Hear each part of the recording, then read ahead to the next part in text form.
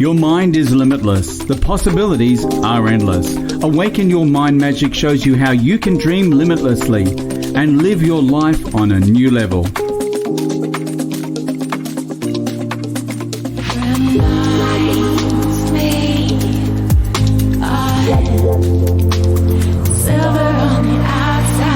Susan Kathleen speaks with ordinary people who are living extraordinary lives using the power of their mind. Silver on the outside, gold on the inside. Silver on the outside, gold on the inside. Silver on the outside. Abundance, prosperity, and success. There are no limits to what you can dream. Join Susan Kathleen on a journey into your dreams, making a difference and living life on your own terms. This is Awaken Your Mind Magic. Hello and welcome everyone. My guest speaker today is Cody McAuliffe. He enables overachievers to go from force to flow to create a superhuman legacy. Cody is a coach who specializes in creating flow. He does this by testing people's epigenetic expression to understand how their brains work differently to others. He has coached 2 federal members of parliament in Australia and 3 world champion athletes in multiple sports, and we'll get to that later, as well as hundreds of 6 to 9-figure business owners. In 2010, Cody began his journey into personal development, and later, when he was diagnosed with depression in 2007, this was when it moved from a hobby to an obsession. It was the catalyst for going deeper into the space to overcome this in his life. And Cody says in his words, "I see a world where everyone can live their superhuman legacy by understanding themselves and what their true genius is." Cody says, "This is my passion, my purpose, and my mission in life." He uses a variety of modalities from neuroscience, emotional release techniques, energy healing, NLP, channeling, and many more to help manifest and create the life you, audience, you, the listeners, didn't even think was possible. So welcome, Cody. It's so good to have you here today.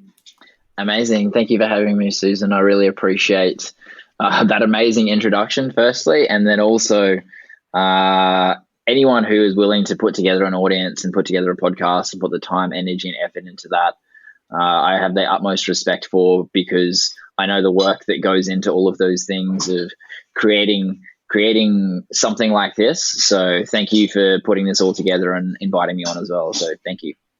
My pleasure, Cody.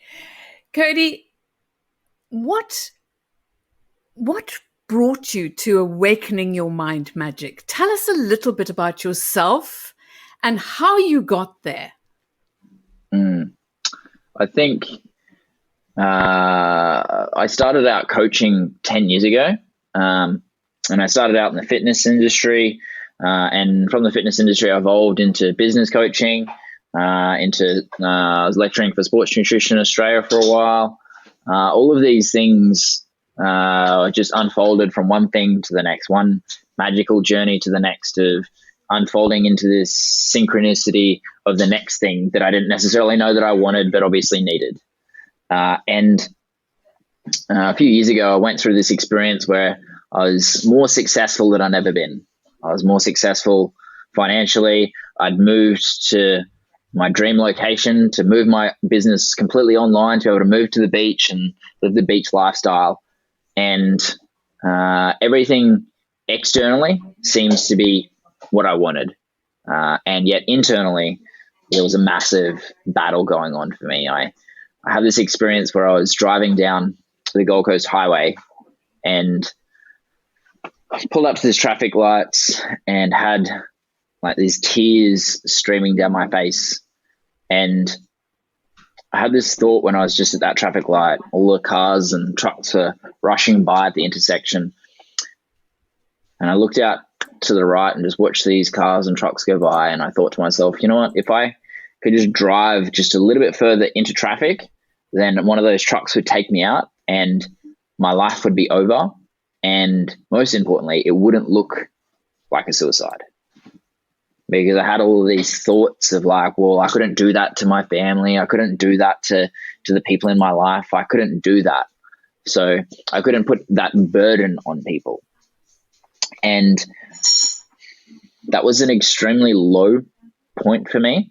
And that experience of being in that experience instantly shifted everything for me. That was part of my bottoming out in my experience to actually start to become completely obsessed with that mind component, that spiritual component, that magic component that is inherent in life. I went through that experience and everything started to shift for me because I just became obsessed with mindset, obsessed with everything that was behind everything, because even though I lived what was society's version of success, I had created the laptop lifestyle that everyone had talked about. I was earning all this money. I still wasn't happy. I had all the trappings of success, but inside I felt that I was a burden on people. I felt that I was broken. I felt that all of it was for nothing. And that was a pivotal moment for me to transition to look for something else, to look for the inherent meaning and purpose within that experience. And that was a journey which I just obsessed over, to be able to go into the mindset space, to be able to go into the transformational space, to be able to get help from that experience, not to change the world, not to do anything major, just to ultimately get back to being a normal person, get back to being happy again. So it wasn't from this place of trying to change things. It was this place of trying to just actually get back to changing myself, to being back to a normal human. And that was a massive journey and process. And I can start to see the inherent meaning and purpose within that now. So, yeah. Cody, many people who are successful, I've spoken to actors, musicians, and people like that who do appear to have this incredible lifestyle. What is the trigger that creates that sudden low feeling, that where you just go down into that big black hole and you feel you're not going to get out? What was your trigger that got you then in walking with a big black dog of depression? Mm-hmm. So one of the things that I talk about when I'm talking about this is people will get into depression for different reasons based on their epigenetic expression. So I'll speak to my experience of that, and then what that can look like for other people as well, based on their epigenetics expressions as well.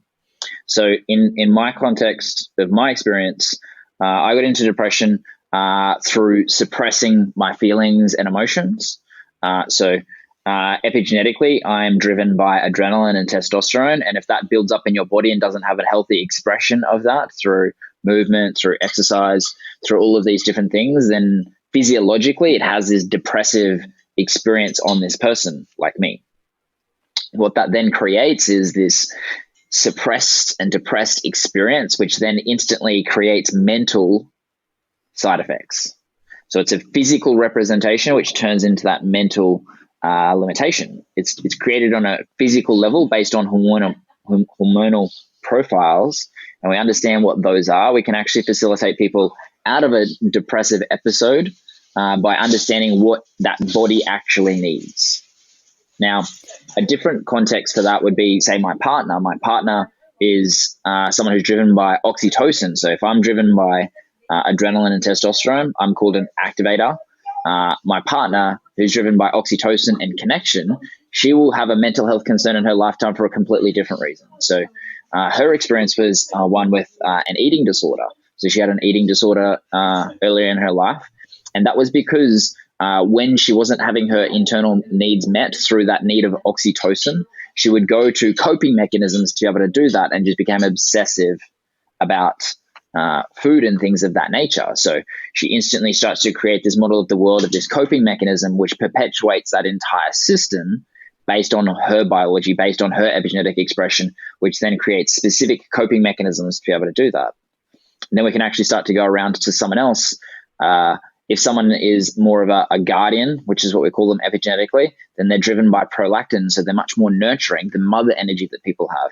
They have to be able to support people. Otherwise, they don't have that need of prolactin met. And if that's not met, then they get into this depressive experience. So we've gone through just three so far of three completely different reasons of why people can have this expression of depression in their life.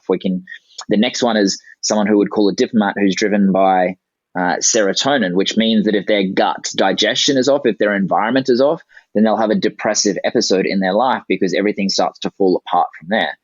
Serotonin produced in our gut, if our gut goes off, then everything starts to fall apart. Again, a lot of these things show up as symptoms mentally, but the cause is different for each person based on the physiology which is actually going on in our body. It's normally the combination of these two things. As we move around to the next point on that, we have someone we call a sensor, which is very sensory focused. They're driven by vasopressin, and they will get into a depressive episode through the perception of being hurt. They instantly retract from the world. They disconnect from the world. They hide from the world. These are generally people who are more likely to be considered on the spectrum. And that instantly creates a different reason for them to actually become depressed. Again, we move around to the next section of someone would call a crusader. They're driven by dopamine, and they will get into a depressive episode if they have massive failure in their life. Because if we get dopamine, we feel good. We have this reward chemical, which makes us feel better. If we don't have that, then we have this crash, of this dopamine crash, which creates a depressive episode. So we can actually look at the physiology which creates this, as well as the mental components, and then also our experiences will align with that. So when we return to my experience of the experience of not having my adrenaline and testosterone needs met, no expression of that energy within me, the three experiences which created that for me was, number one, I was more successful than I'd ever been, but I hadn't experienced all of the grief that had occurred when my mother had died 6 years earlier at that stage. That was one thing. Number two was I was dating a girl that I was deeply in love with, and she just left. So what the story that I'd created and the suppression that I'd created was that my mum left, so she was the one who brought out the most of my potential. Then this person came into my life. She did the same thing. She brought out the most of my potential. Then she left, and there was nothing left. That was two of the components. The third one was even though I was more successful than I ever was, I didn't do my tax for all of the years since my mum died, which meant that I was out of integrity with money, and I was ultimately just shaming myself around that because like all of this tactic building up and all of this shame around that, all of those three things culminating into this one point where I tipped into that lowest point of that breakdown. They were the experiences which then linked into my biology, which created that depressive episode for me. So whenever I'm talking about that, I make sure to communicate to people that people will get into depression for a different reason based on their biology. Every single person is an individual, and when we can understand that, we can actually facilitate people through that process much more effectively. There is deep power in sharing our stories around these things, and also communicating to people at the same time that my story will have points that will resonate with you, and the solution may be different. When we can actually start to contextualize solutions based on the individual, then we can actually allow people to step out of that, and we can allow people to start to see that inherent meaning and purpose in the experience of going through an episode like that in our life. So that's fantastic information, because me personally, I work in timeline therapy and child regression and things like that. Do you believe in epigenetics, that it is inherited from before you're born, before, genetically through your mother and father, their lineage. Do you believe that plays a major role even when the embryo is formed in a mother's stomach before they're born? Yeah.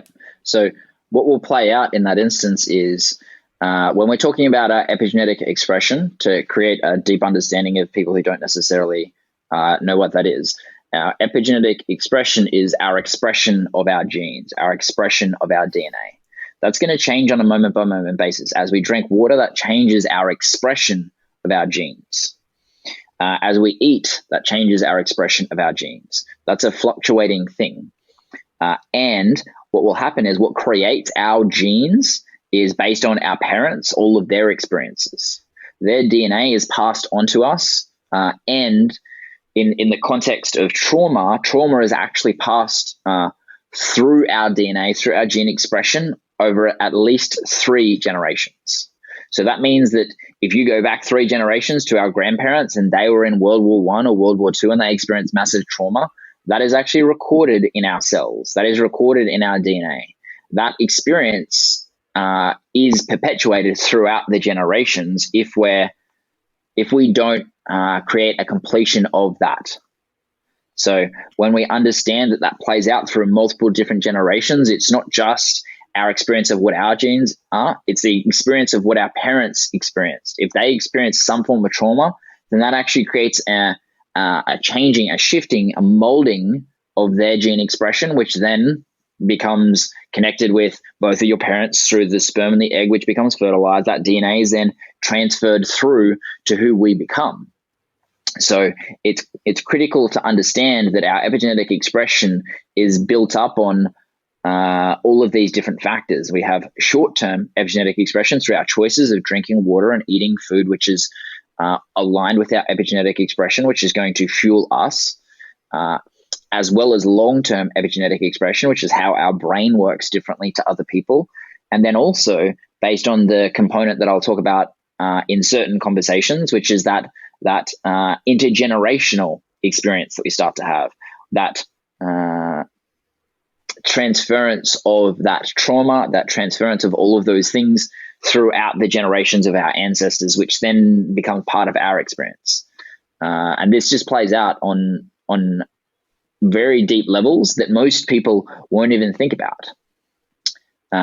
And when we look at that, we can actually start to see that when that plays out, we have the opportunity to be able to actually do that work with people to actually create a completion of that cycle.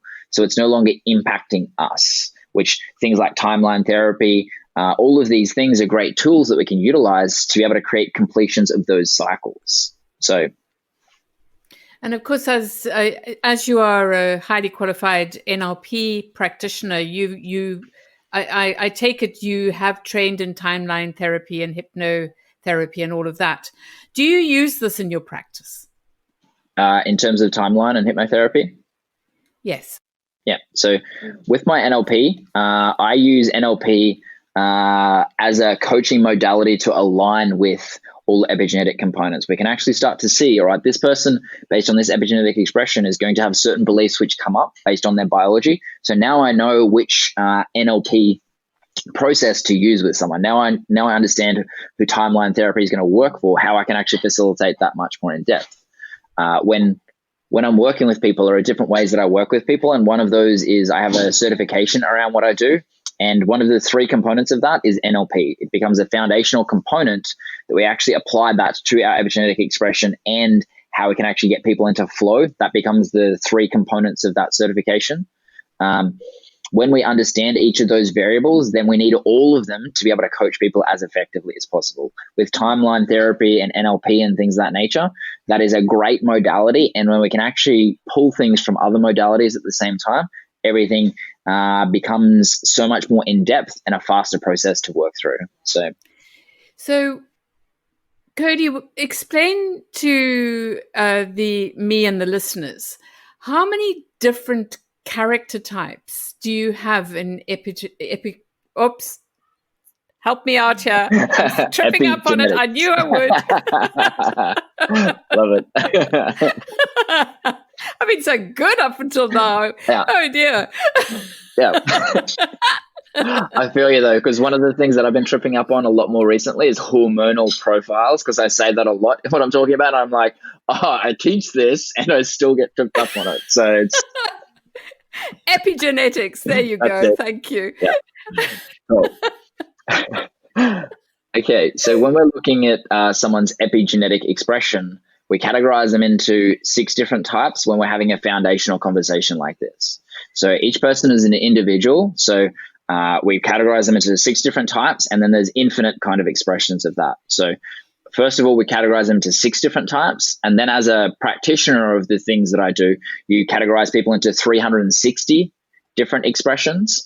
And then within that, on a medical level, you'll be actually looking at the individual gene expressions of people of what that actual combination is. So there's different levels to which you can actually learn all of these different components. On a foundational conversation like this, we talk about the 6. In my certification, we go through the 360, and then on a medical level, you go deeper and deeper again into that. Again, like when we're looking at epigenetic expression, that's like an endless rabbit hole that we can start to go into. It's this field which is just becoming so much more expansive based on each individual person, because every single choice makes a difference to our epigenetic expression. And most of the time we think that our choices really don't impact it that much, but every single choice has an impact on what that actually is and an impact on our life. And when we can actually start to own the inherent power of our choices and the responsibility that comes along with that, of actually nurturing and looking after the vessel of a body that we actually have in this lifetime, then everything starts to shift for us. So yeah, that the 6 types are the 6 that we talk about on a foundational level. You were speaking about the one where you talk about people on the spectrum. Do you mean people with, let's say, for instance, or Asperger's or any of those? So those are the spectrum people. And you have the ability to diagnose and actually deal with these people and actually help them to become acceptable socially. So when we're looking when we're looking at people on the spectrum, or having Asperger's or autism or any of those things, it can show up at any epigenetic expression. And what we're really looking at is what are the normal tendencies of certain genes that show up from that, or gene mutations in many instances, so that we can actually start to create that person having the experience of actually being understood, because the predominant underlying fear for that person is that they are misunderstood. They often show up as an artist, or they show up as someone who's just like completely focused on like one tiny little narrow field where they just dive super deep into it. And these people are inherently required in the world. We need people like this to actually create the capacity to move things forward. We can actually understand why their brain is like this based on these different different factors which are creating this experience for them. And we can actually start to see the inherent purpose and meaning around all of those things, so that people can actually have the true permission to just be who they truly are at that core essence. Because I'm of the belief of people actually having the biology that they're needed for what they're actually here to create within this lifetime. I'm here to be able to create certain things which align with my biology comparative to my partner, comparative to anyone else. And we can actually start to determine what that actually is, what that life's purpose is for this lifetime, and actually create the alignment between the things that we're doing and that life's purpose. We are each and every one of us, as you say, uniquely here for a purpose. And until we're awakened and understand that we're here uniquely to do something fantastic, we're asleep. When you went into depression and then decided to you awakened, what was the pivotal time, the epiphany for you? For me, it was very much like an unfolding of experiences. Like that moment where I was in the car was not a moment of like, I'm now awakened or anything like that. I was like, I need help. And then that became an unfolding of experiences of that was like a bottoming out of experience, but then it was like a stepping back up throughout that entire process. That looking back, it's like, oh yeah, that was totally an awakening. And throughout the process, I was just like, what the hell is going on here? And I think that's like what most people's experience is. Absolutely. I think we all have to go into a deep dive to be able to learn how to swim. Yeah, it's that deep dark night of the soul that we all experience, which becomes that it's quite often that catalyst for us to look back and say, oh, that was my awakening. In it, it's like, this is like, how do I get this to stop experience? But afterwards it's looking back and it's like, oh, that was the awakening, that was the dark night of the soul, and that was what created my capacity to actually see what's actually going on. And of course, when you have been through an experience like you have the ability to teach, mentor, and coach people who've been in the same situation as you, because you have the understanding and empathy for those people, those lost souls at the time. And we need people like you. Now, what fascinates me as well is you speak about channeling. Explain to me and the listeners what you do when you channel. So when we're talking about channeling is the experience of just tuning into our access to whatever that is, whether you call that your higher self, consciousness, all of these things. When we're looking at this on an epigenetic level, people will tune into these their capacity to channel or receive from the intuition or tune into collective consciousness, all of these different things in different ways. We're going to do that in 3 different ways. One's going to be through our gut, one's going to be through our heart, one's going to be through our head or more of our crown. And what can actually occur in that instance is when we can develop that clearness of our vessel as a body, as a vessel, then we can actually start to tune into those things. We can actually start to have this inherent feeling, voice, sensation, which creates this inner knowingness of what's actually going on for us. When we're actually looking at channeling, we're just allowing energy to flow through us from wherever it's coming from to actually go through us. For that, we need that clean, clear vessel to actually have that experience. If that's someone who's doing that through their crown, through their head, it's like it needs to come through and then come through their entire vessel. So when we're looking at that, we're creating the mechanism of cleanness of energy so we can actually go through that. And then that will show up differently for different people. It can be a feeling, it can be a voice, it can be a sensation, it can be all of these things. And what it comes back to is this deep experience of just truth and knowingness that what we're experiencing is absolute truth, and then the sharing of that. Where I sit, I have the combination of it going through my head. So a lot of the times I'll be like looking up when I'm channeling things, when things are just coming through. I don't even necessarily think about what I'm saying. It's just instantly coming through my vessel and out my mouth. I don't necessarily think about what the next thing is going to say. It comes through there. For me, it comes through my heart, through my head, and often out my mouth. Then when my gut is clear, that allows that to create that expression even more. But they're the 2 predominant sections that it comes through for me. Each person is going to be different based on that epigenetic expression, which is a deeper kind of conversation to have around that. It's not something we generally have about like foundational conversations around that, but that's the more of the spiritual conversations that I have with a lot of my clients and coach them through how to be able to, number one, create the clearness of that channel and actually tune into that. Because when you can actually tune into that knowingness of what we're actually here for, as what we were talking about before in terms of our life's purpose, we can tune into the little whispers, the cosmic whispers that we have of things that are required of us to be able to go in a certain direction. So we can do this in business. We can tune into, okay, I'm tuning into this experience and feeling into it. Is this aligned with what I'm here to create in the world based on this business decision? Yes. awesome. I feel that in my body. Awesome. Let's move forward. No response. I'm not so sure. Could be a yes, could be a no. And when we can actually start to just tune into this and tune into, again, the individualized approach to this, then that just allows us to actually create that alignment with what our life's purpose actually is, by creating the capacity to be able to listen to those feelings, listen to those whispers, listen to those sensations, listen to those visions, whatever that is, based on how you actually experience that, to actually tune into that, to be able to allow you be the vessel for what you're here to create in this lifetime. So, yeah.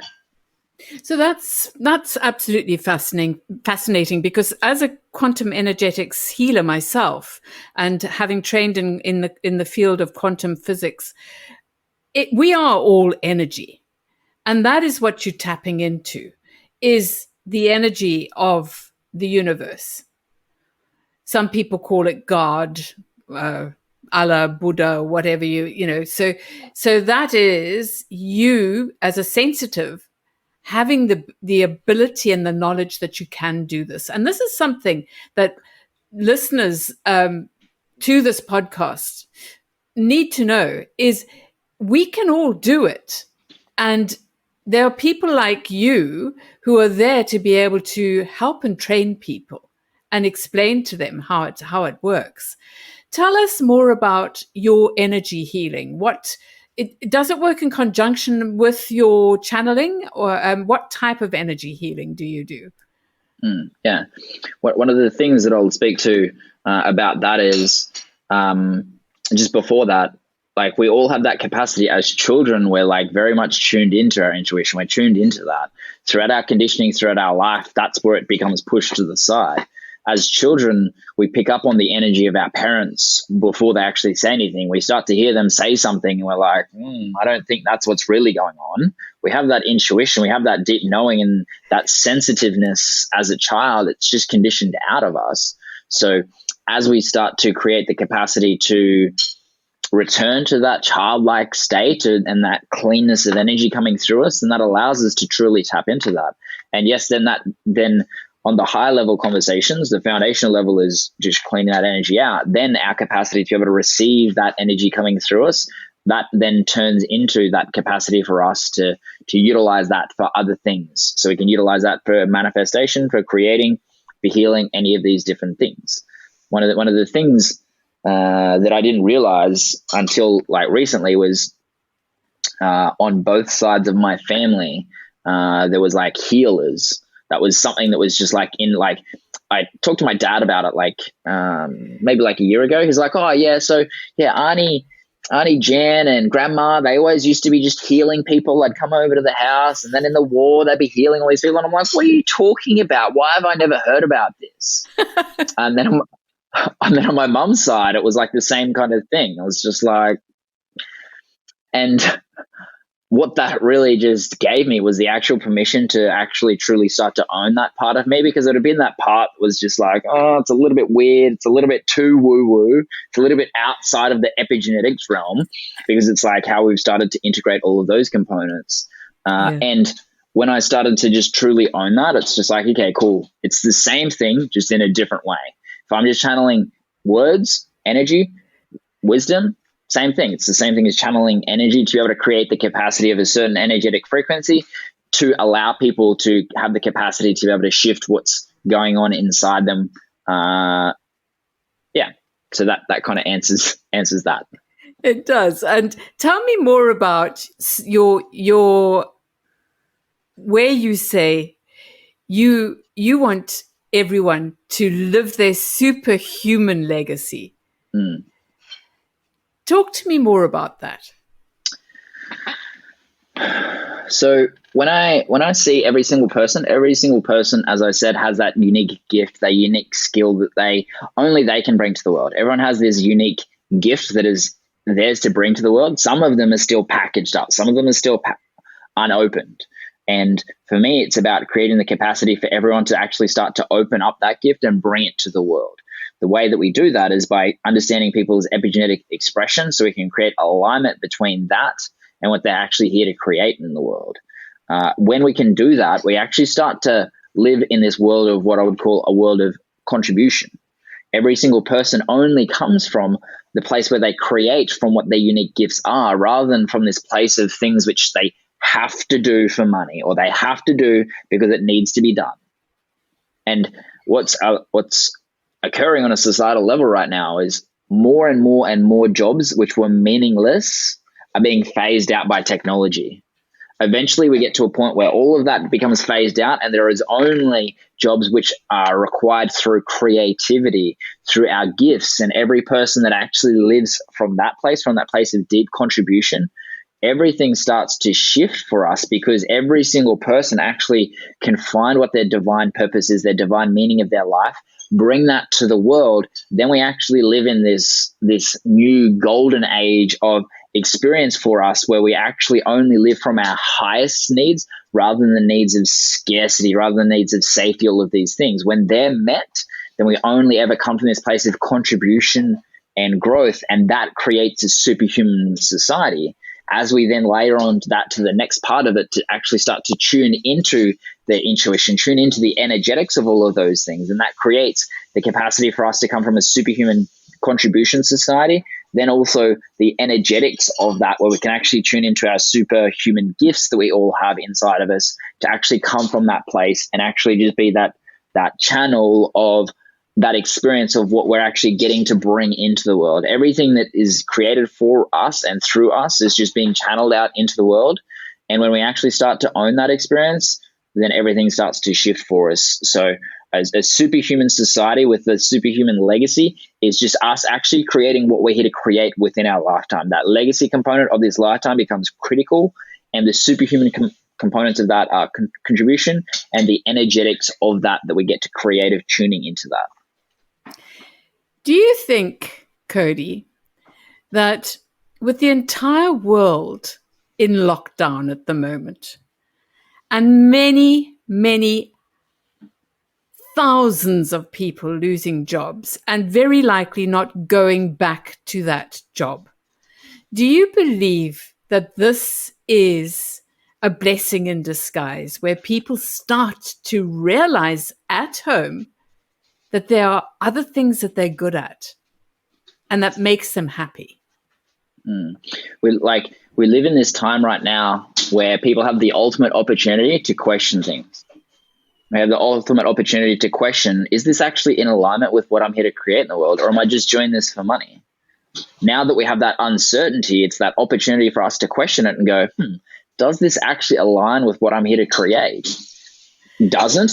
Maybe it's time to change. Maybe I can actually look for something else. Maybe I can create a new mechanism through which I can create money to experience life. What if I could actually start to create the thing that I actually am here for, rather than actually being in this job which is creating financial security for me, but it's not actually creating this fulfillment for me.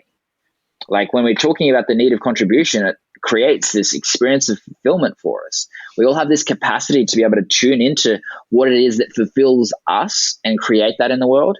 And when we actually start to ask those questions about what our reality was to what it can be, everything shifts for us.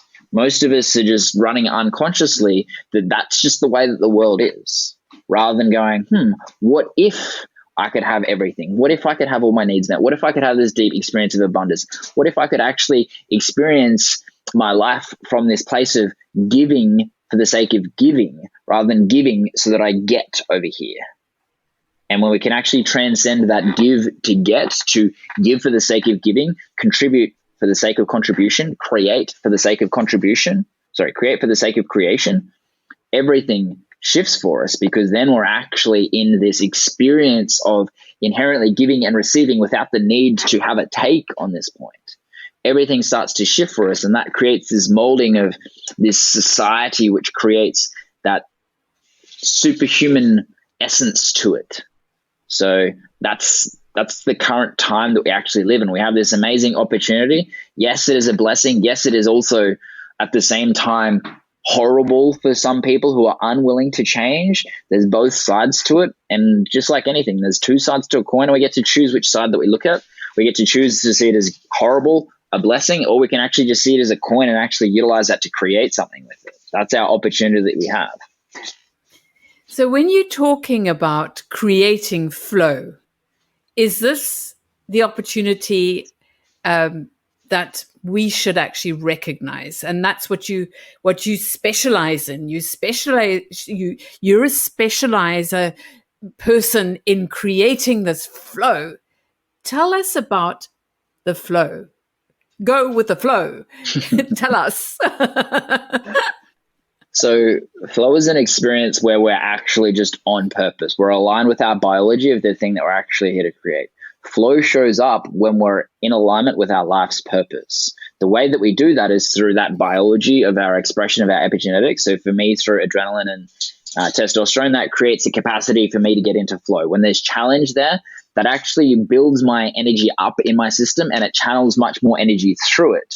If I need to take some energy from somewhere else because I need to do something that I have to do, then I'm coming from a place of force. If I'm coming from a place of flow, it's creating that capacity for that energy to flow through me, build up through me by allowing the vessel that builds up in a specific way through adrenaline and testosterone for me, that builds up my energy. Then I actually get to create for that creation's sake in that instance. So when we actually start to see that as the way that we get to create, flow just becomes the life that we get to create.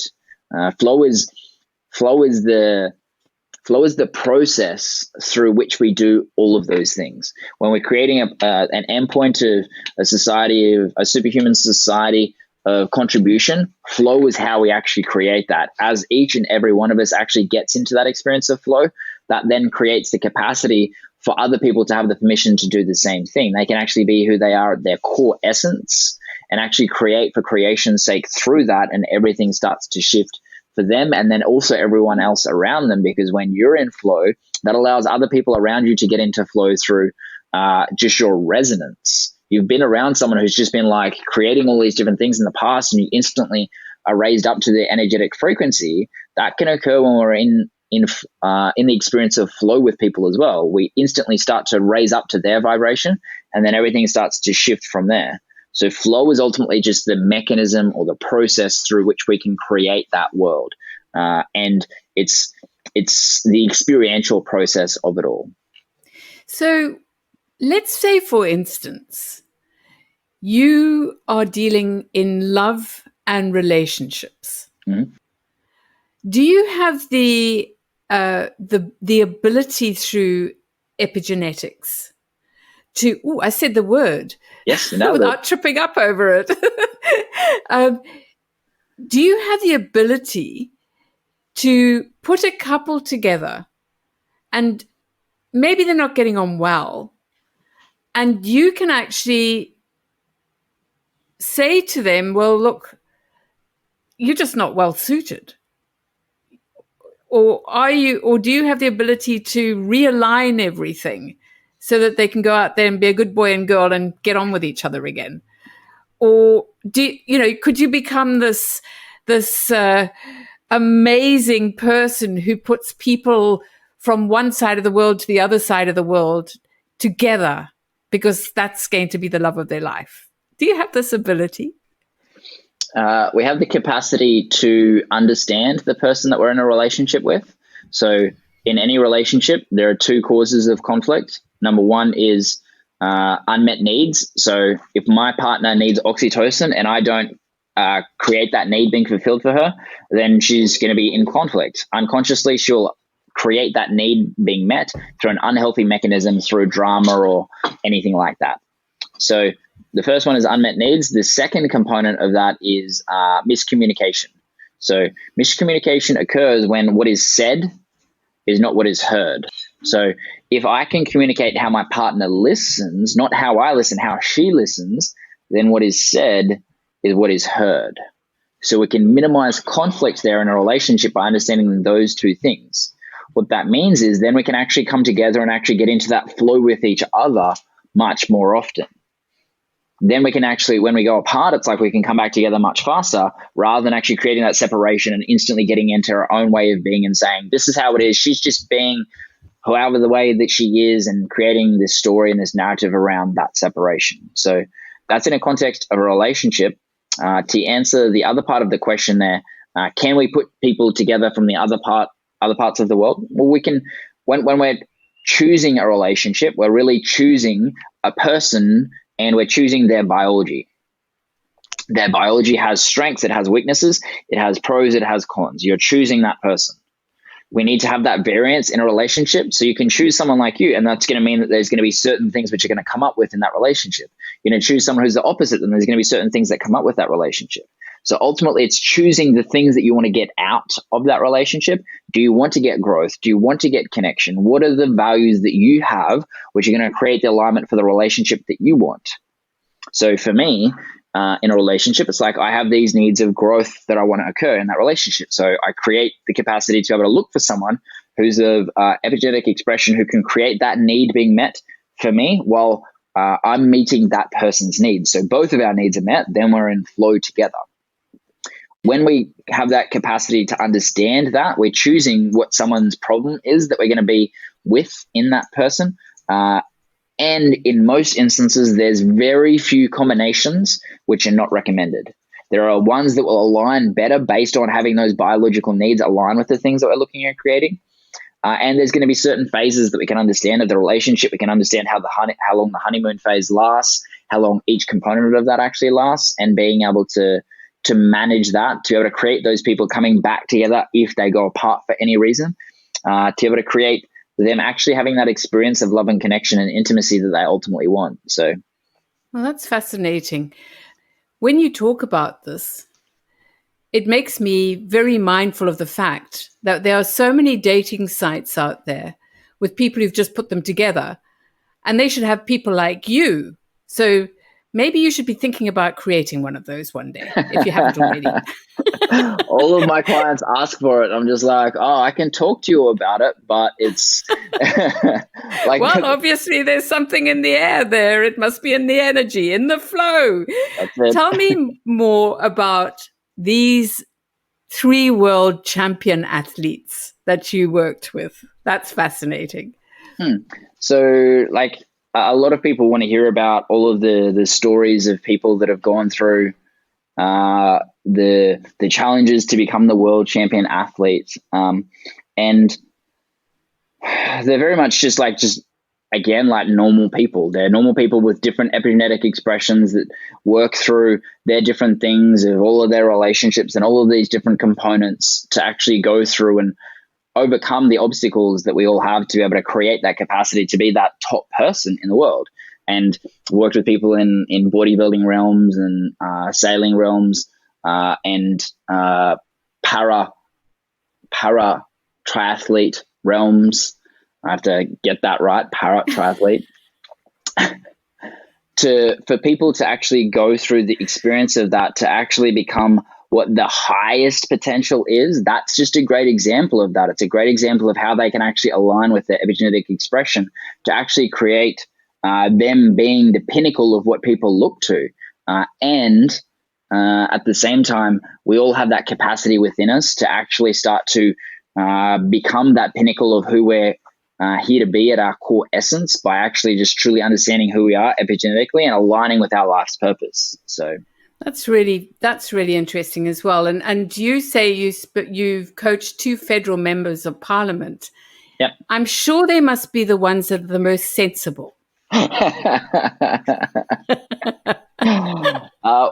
funny thing was that I used to coach them, but they were from each side and they actually knew each other as well. So that was an interesting dynamic to play out as well. So it's like being a referee. Funny. And the business owners, hundreds of business owners who are extremely successful thanks to your coaching.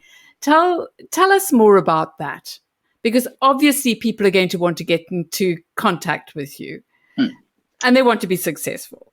Yeah. So when I'm working with people, business owners or athletes or anyone, there's like a couple of different ways that I work with people. There's people that I work with people in becoming superhuman, or they're looking at to be able to access that foundational level of understanding the epigenetics. Then there's the capacity where I work with people in a certification to be able to do what I do.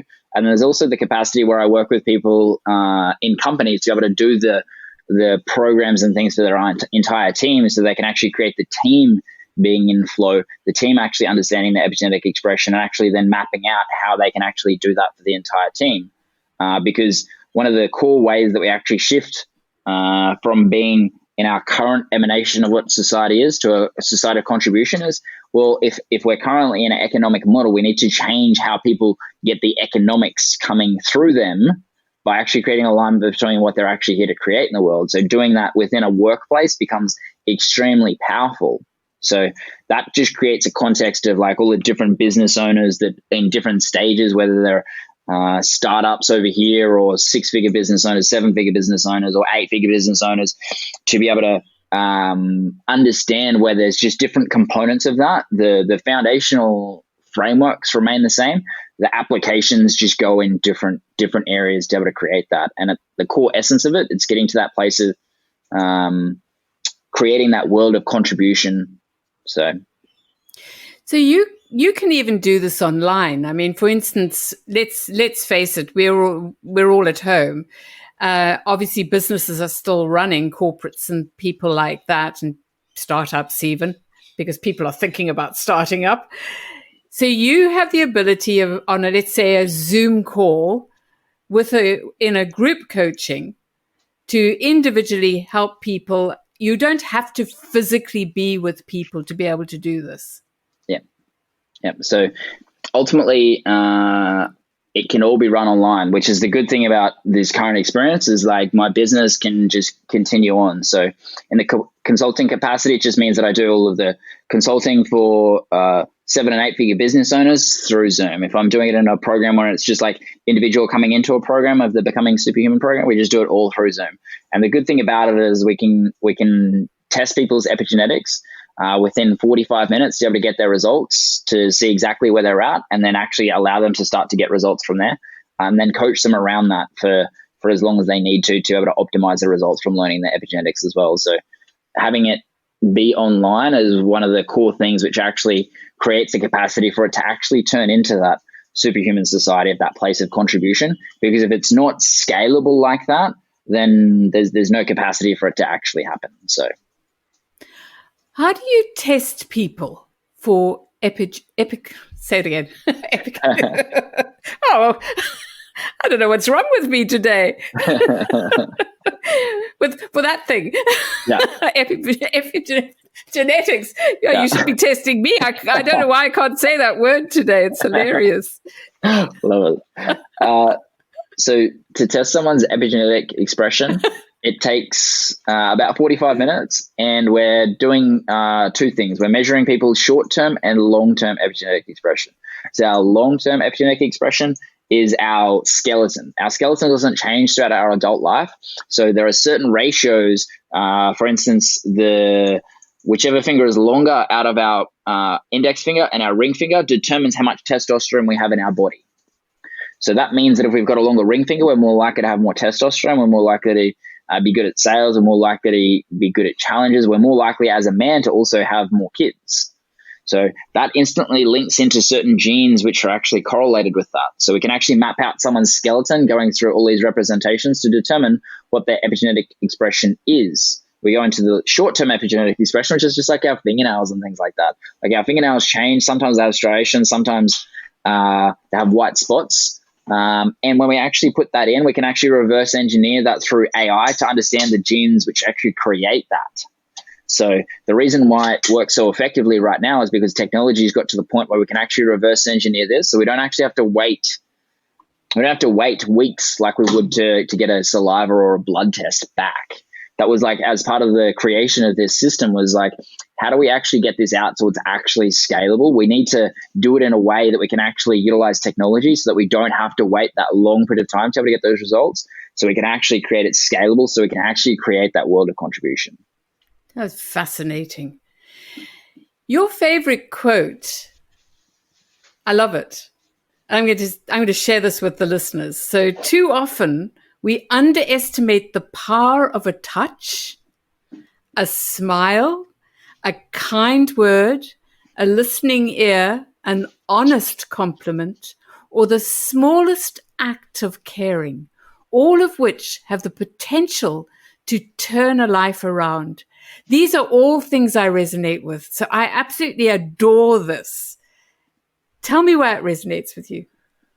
It's good to see that you've done a lot of research on this. It's like, because I didn't learn how to say the word. Yeah, there's only one place that I know that's actually online, and I love that. So the reason why that resonates with me so much is because in every moment we have this choice. We have this choice to come from this place of giving and contribution, or we have this choice of like being in our own shit. Every single time that we choose to give, then that actually lights everyone else up, and that actually then lights us up. We have this opportunity on a moment-by-moment basis, and when we actually start to see that that's the potential that we have in the one little choice that we make, it really shows us how powerful we really are as humans. And when we can actually start to own that power, everything starts to shift for us. So this actually comes in with your funnel. Tell us about your program. Yeah, there's different programs based on where people are at. If someone wants to find out more, the best thing to do is just to find my leadership container Facebook group, and you'll be able to find how to be able to work with me and the different programs that I offer. Because there's so many different programs based on where people are at, it'd take way too long to be able to explain them all. It's just best to reach out with me so we can have a conversation around that if it resonates. If you have any other questions, just reach out to me. Like generally, this is like a bit of a fire hose experience for people hearing it for the first time. So a lot of people have a lot of questions. So feel free to reach out to me if anyone has any questions that are listening to this. So, Cody, you speak about a book. Is it complete or is it still in creation? Still in creation. We are 32,000 words in currently, and I'm hoping to have that to the editor in the next month. So putting myself on a deadline. I'm looking forward to reading it. Will you share the title or is it a secret? It's called The Flow Formula, How to Unlock Your Latent Superhuman Potential. And if anything, if the listeners were to see what Cody looks like, he's very into bodybuilding and being very fit and very keen on his nutrition. I highly recommend that you read that book because it'll change your life. When it's launched, it'll change your life. You'll start wanting to look better, feel better, mentally, physically, and spiritually. Cody, I really appreciate you being here today. Would you like to share with us if you have any strategy sessions or anything like that people can connect with you and how they can find you? The best place to find me is just on all social media. You can connect with me all on LinkedIn, Instagram, Facebook.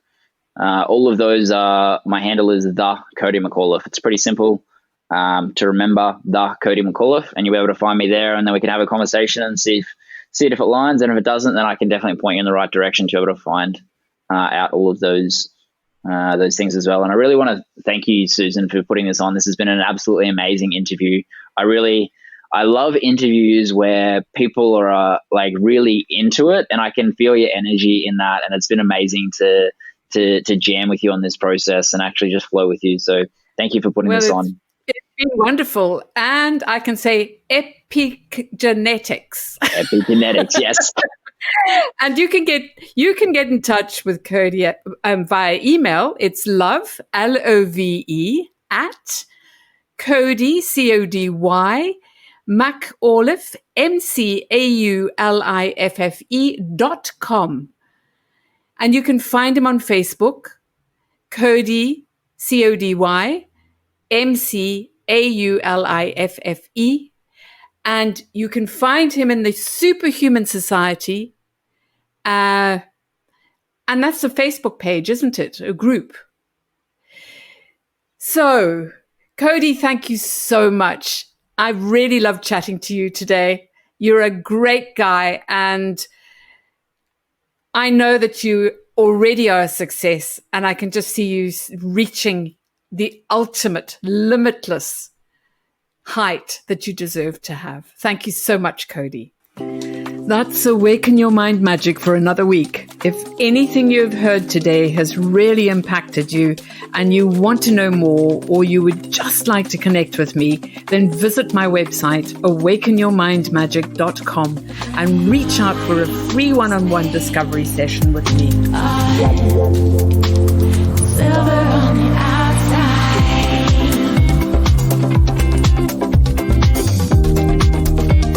silver on the outside, gold on the inside.